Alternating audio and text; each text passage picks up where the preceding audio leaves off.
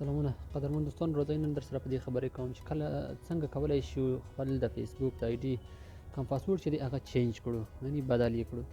نو د دې لپاره تاسو لومړی راشئ خپل فیسبوک ته. نو تاسو به فیسبوک خلاص کړئ.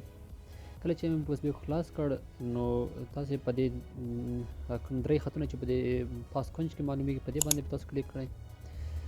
دلته بلاندې تاسو سکرول کوئ. کله چې تاسو ګورئ سیټینګ ان پرایویسی په دې باندې کلیک کړئ او بیا به سیټینګ ته لاړ شئ.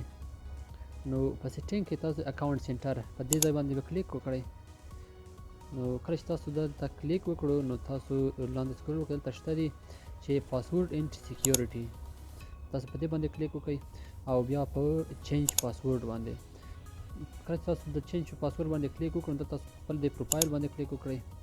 نو دلته تاسو نه تاسو په دې لومړي ځای کې دلته تاسو خپل پخوانی پاسورډ ورکړئ، کوم چې تاسو همدا اوس اوسنی پاسورډ چې کوم دی دا به تاسو دلته په دې ځای کې ورکړئ او وروسته بیا نیو پاسورډ په دې ځای کې ورکړئ او بیا د نیو پاسورډ بیا د دوم ځل لپاره بیا ورکړئ. کله چې تاسو دا ورکړ نو تاسو به په چینج پاسورډ باندې کلیک کړئ.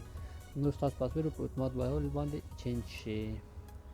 نو خدای دې وکړي چې ویډیو مو خوښه شوې وي. زمونږ د یوټوب چینل هم درسره سبسکرایب کړئ.